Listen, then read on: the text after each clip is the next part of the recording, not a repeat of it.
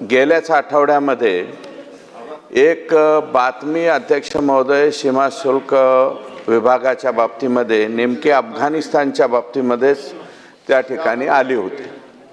अध्यक्ष महोदय माल चायनाचा आणि दाखवला अफगाणिस्तानचा आणि पुढे पाठवून दिला आणि आता सीमा शुल्क विभागाने त्या ठिकाणी रेड मारली, तो माल पकडला।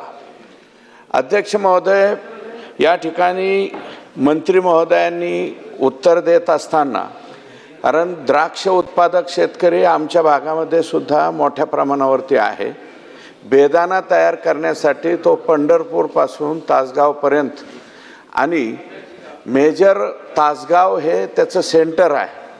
अध्यक्ष महोदय एक दोन विषय त्यांनी मांडले, मी मंत्री महोदयांचा आभार मानतो, परंतु रोहयोमध्ये निश्चितपणे याचा समावेश केलाच पाहिजे। अध्यक्ष महोदय, द्राक्ष पीक हे प्रचंड खर्च शेतकऱ्याचा होतोय आणि त्याला काहीतरी लाभ हा आपल्या सरकारच्या माध्यमातून त्या ठिकाणी होणं महत्त्वाचं आहे। आता मनरेगा योजना जी आहे तो ॲक्ट बदललेला आहे, व्ही.जी. रामाजी नावाने तो नवीन ॲक्ट आता आलेला आहे। तर त्या ॲक्टमध्ये याच्या बाबतीमधला समावेश नवीन योजनेत होईल का एक, आणि ज्यांनी कोणी बेदाणे तिथनं म्हणजे केंद्र सरकारच्या अखत्यारीतल्या बाबीच्या पुढं तासगावच्या कोल्ड स्टोरेजपर्यंत जे व्यापारी कोणी घेऊन आलेले आहेत, अध्यक्ष महोदय उत्तरामध्ये या ठिकाणी सांगितलं आहे की मार्केट कमिटीच्या मार्फत फक्त त्यांचं लायसन रद्द करण्याची नोटीस देण्यात आली। अध्यक्ष महोदय, माझी विनंती आहे मंत्री महोदयांना, हे जे कोणी व्यापारी असतील मधल्या कालावधीपासून सगळे असतील, या सगळ्यांच्या वरती गुन्हे दाखल करून या लोकांना जेलमध्ये पाठवलं जाईल का? मंत्री महोदय,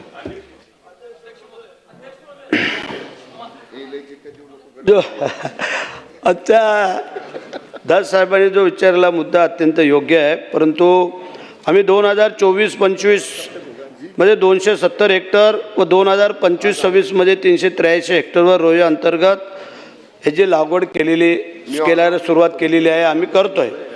आपण आता सांगितलं की व्ही.जी. रामजीमध्ये याचा समावेश करण्यात येईल का, तोही आम्ही विचारणार ते करतोय, कारण हे आता आपण सगळं नवीनच सगळं करतोय जे रामजी, आणि त्याच्यामुळे रोहेमधले असणारे सगळे तिकडं कन्वर्ट करतोय, नंबर एक।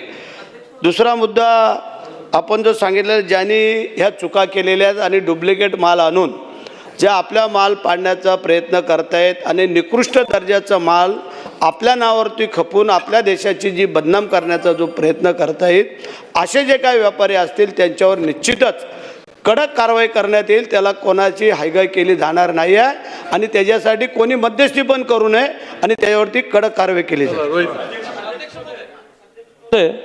माझी म्हणजे आत्ता जे उत्तर मला मिळालं त्यातून मी एक गृहीत धरू का, त्यांनी सांगितलं उत्तरामध्ये आदरणीय मंत्री महोदयांनी की जी रामजी असेल किंवा रोजगार हमी योजनेमध्ये समाविष्ट करण्यासंदर्भामध्ये ते सकारात्मक आहेत आणि त्यांनी केलेलं आहे असं उत्तरामध्ये सांगितलं, तर ते करतायत असं गृहीत धरून मी त्यांचं मनापासून अभिनंदन करतो।